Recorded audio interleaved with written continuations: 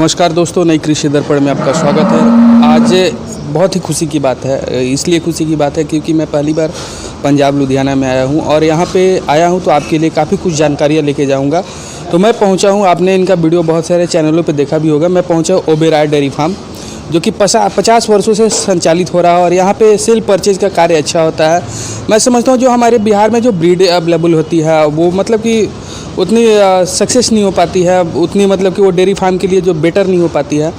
कहीं कहीं मिल भी जाती है, बेटर हो भी पाती है, लेकिन यहाँ पे जो मैं आपको आज ब्रीड दिखाने वाला हूँ वो मैं समझता हूँ काफ़ी मतलब कि डेयरी फार्म आप यदि आपने शुरुआत किया और यहाँ के ब्रीड यदि आप अपने पास ले जाते हैं तो मैं समझता हूँ कि काफ़ी कुछ आपको जो है काफ़ी आप मतलब कि उसको सक्सेस कर जाएंगे और बेनिफिट भी मतलब उतनी होता है। और ये जो भी यहाँ के मतलब कि ऑनर है उनके पास काफ़ी अनुभव है, मतलब कि कैसे इनको रख रखाव किया जाता है, कहाँ पे आप फंस सकते हैं डेयरी में, कहाँ आपको सक्सेस नहीं हो पाता। तो सारी की सारी चीज़ें हम जानेंगे दोस्तों। कहना चाहूँगा चैनल पर नया है तो पहले सब्सक्राइब कर ले, साथ में बेल आइकन का बटन को प्रेस कर ले ताकि जब भी मैं वीडियो बनाऊँ तो आपको अपडेट जो है मिलता रहे। नमस्कार सर जी, स्वागत है। नमस्कार सर आप अपना पहले इंट्रोडक्शन दे दीजिए। सर, हमारा ओबेरॉय डेयरी के नाम से चलता है और हम लुधियाना की में पंजाब में लुधियाना में रहते हैं, ताजपुर रोड पे। और जो हमारा मेन काम गाय और भैंसों का दोनों का काम है, सेल परचेज़ का। और काफ़ी 50 साल से ऊपर हो चुके हैं और पूरे भारत में ही लगभग हमारा माल जाता है। कोई ऐसी जगह नहीं छोड़ी है कि हमारा माल ना जाता हो, पूरे भारत में जाता है। तो अभी आपके पास क्या क्या चीज़ें अवेलेबल है, थोड़े से आप हमारे दर्शकों को अभी बताएं। हमारे पास एचएफ भी है और क्रॉस ब्रीड भी है। और जो क्रॉस ब्रीड है वो इस समय अभी कोलकाता जा रही है। और एचएफ की ब्रीड भी है, ओलिस्टन ब्रीड जिसको बोलते हैं, फ्रेजन। पर वो जो अपना थोड़ा जिस आदमी को खुला रखना है, अनुभव जा रहा हो, वो उसके लिए काम आती है। जिसको नया काम शुरू करना है वो मीडियम गाय और पहले बेहतर की गाय लेगा तो उसका सक्सेसपन ज़्यादा हो जाता है। तो इनका अगर डेली रूटीन हम जानेंगे तो फिर क्या है? डेली रूटीन देखो जी, जो हम खाने में फीडिंग में देते हैं, पहले तो देखो कोई भी ताज़ी गायें बच्चा दी हुई है, किसान भाई अगर नई गायें खरीद के लाते हैं, अगर ताज़ा बच्चा दिया हुआ है तो उसको आप पहले तो पका के गेहूं का दलिया, मक्का का दलिया और थोड़ा कपास की खल जो होती है या कॉटन सीड होती है उसको उबाल कर दें। 2-2.5 किलो सुबह, 2 किलो शाम को वो उबाल के दें कि उसके अंदर का जो कचरा है, जो लालपन कचरा गिराती 10 दिन के बाद, वो उसका पूरा साफ़ हो जाए, कि उसमें कोई ऐसी रुकावट ना रहे कि उसको नुकसान करे। और उसके बाद जैसे वो 7-8 दिन 10 दिन के ऊपर हो जाता है तब उसको जो आपकी फ़ीड खुद बनाते हो, फ़ीड में देखो सबसे पहले मक्का ज़रूर होना चाहिए। मक्का क्या काम करता है जी, कम से कम 8 घंटे गाय के पेट में ही रहता है, दूध बनाता है, एनर्जी पावर बहुत है उसमें, एनर्जी बहुत है, तो एनर्जी रहेगी तो दूध आएगा। और 8 घंटे पेट में रहता है तो दूध बनाता रहता है। और जो दलिया है, गेहूं का दलिया हम बोलते हैं, वो 4 से 5 घंटे वर्क करता है, वो 4-5 घंटे तक मिल्क बढ़ाता है। और उसमें थोड़ी फैटेबल है, मक्के में फ़ैट कम होती है, उसमें फ़ैट आ जाती है। और साथ में हम कॉटन दे देते हैं, कॉटन कपास का जो हम बोलते हैं, ठीक है जी। फिर उसके बाद हम अपना सोयाबीन का DOC भी दे सकते हैं, सोयाबीन की हम चूरी भी दे सकते हैं। और साथ में गाय के लिए मूंग की चूनी भी आप दे सकते हैं, वो ठंडा होती है, ज़्यादा गर्म नहीं होती। और गर्मी में थोड़ा साथ में जौ इंक्लूड कर सकते हैं। और मिनरल मिक्सचर ज़रूर चाहिए, ईस्ट चाहिए और अपना टॉक्सीवेंडर।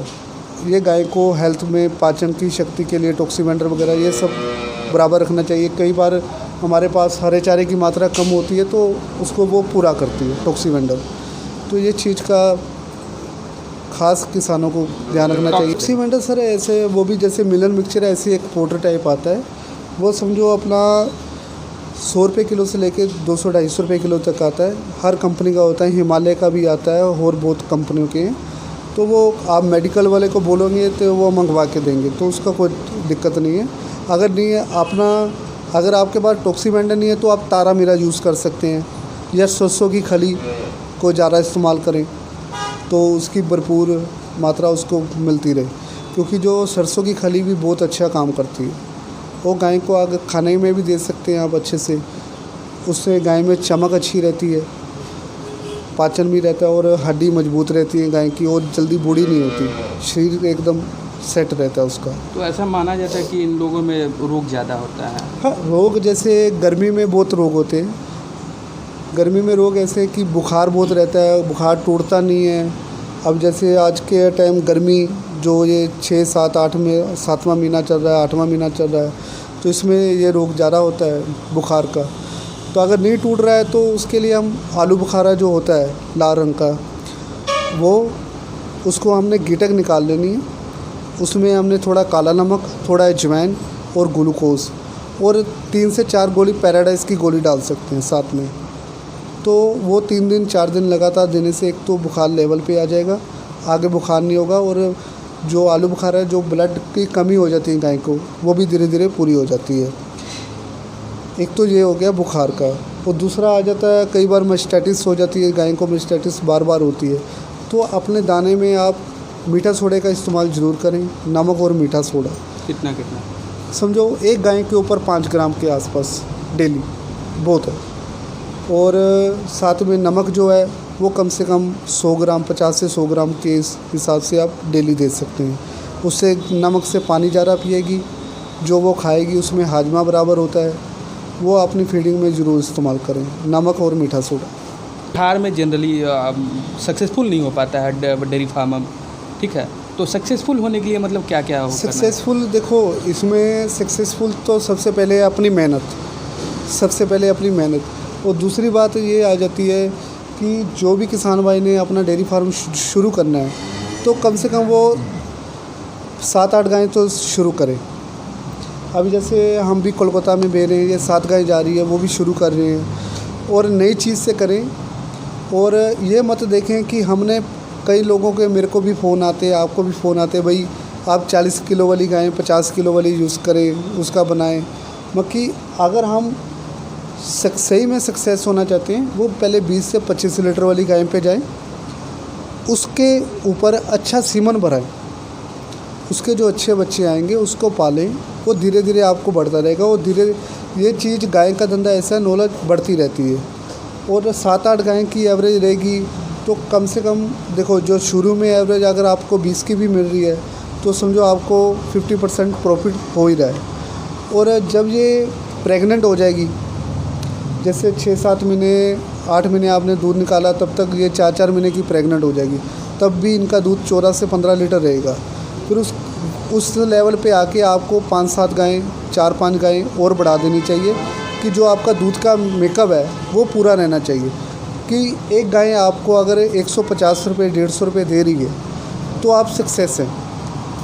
और अगर आपकी जो एवरेज कॉस्ट कई बराबर मेंटेन कर रहे हैं, हर 3 महीने 4 महीने के बाद गाय डाल रहे हैं, ठीक है जी, तो उनकी जो एवरेज 15 लीटर से ऊपर जा रही है पर डे की। जैसे अगर उनके पास 30 गाय भी है, 40 गाय भी है, तो 15 लीटर की एवरेज, तो वो 250 रुपये एक काऊ के मगर बड़े आराम से कमा रहे हैं। तो 40 गाय हैं तो अफसोसमेंट वो 10,000 12,000 रोज़ का कमा रहे हैं, तो उनको कोई दिक्कत नहीं है। वो 10,000 12,000 रोज़ का आ रहा है तो 3 लाख रुपया महीना हो जाता है। लोग जो गुजरात में हैं वो भी ऐसे ही करते हैं, क्योंकि वो साल में 3 से 4 गाड़ी, जैसे जिनके पास 100 गायें हैं वो 30-40 गायें एक्सचेंज करते रहते हैं।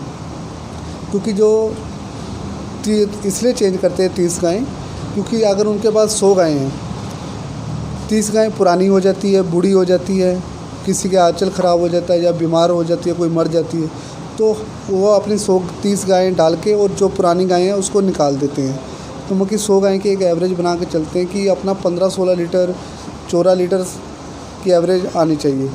और फेल जो आदमी के पास अगर 20 गाय भी है, अगर उसकी एवरेज 10 किलो की 11 किलो की एवरेज आ रही है, तब भी वो फेल नहीं होगा, वो 120-30 रुपये डेली के कमाएगा। अगर दूध 30 रुपये प्लस है, दूध पहली बात 30 रुपये लीटर से प्लस ही होना चाहिए दूध का रेट। अगर वो प्लस है तो बेनिफिट में है, अगर उससे 30 रुपये से कम आ रहा है तो वहाँ पे वो शुरू ना किया जाए। अगर 25 रुपये 24 रुपये 28 रुपये मैं सुनता हूँ कहीं पर दूध होता है, तो उसका बेनिफिट नहीं मिलता, इतने पैसे नहीं हम बना पाते, क्योंकि खर्चा मैनेजमेंट वगैरह हर चीज़ आती है, तो ये ज़रूरी है। और गाय को हमेशा ठीक करने के लिए आप जो इंजेक्शन लगाते हैं, साथ में देसी इलाज कुछ ना कुछ करना चाहिए। जैसे देसी इलाज में क्या आप बताना चाहेंगे हमारे दर्शकों को? देसी इलाज में जैसे कई बार मेस्टेटिस हो जाती है गायों को, तो देखो इंजेक्शन तो जो डॉक्टर लगा के जाएंगे, हर जगह पे अलग अलग सिस्टम चलता है, वो लगाएं, वो अपना कर दें जो करना है। बस साथ में आप मेल शादर होता है वो अपना 60-70 ग्राम लेना है, मीठा सोडा 100 ग्राम लेना है, और कपूर आती है जो उसको हम जलाते हैं, वो एक डब्बे अपना छोटा एक कपूर डाल सकते हैं टिक्की, ठीक है। और साथ में हम हरी मिर्ची और थोड़ा सा लाइफबॉय का साबुन, छोटी टिक्की लाइफबॉय की साबुन और हरी मिर्ची, इसकी आप पिन्नी बना के देंगे तो वो मक्खी जो सूजन है रिक्वायरमेंट बहुत जल्दी ठीक होगा। मक्खी ये हो गया अडर के लिए, ठीक है जी। और दूध बढ़ाने के लिए तो मैंने आपको बता ही दिया कि आप मक्का और दलिया पहले पका के दें और फीड अच्छी दें, ठीक है जी। और फिर भी दूध नहीं बढ़ रहा है, कई जाम हो जाती है, अगर गायें आपके पास है तो गाय को आप चिट्टा जीरा आता है, वो अपना समझो आपने 100 ग्राम चिट्टा जीरा लेना है, 250 ग्राम के आसपास चिट्टा जीरा, उसको पानी में पका लेना है।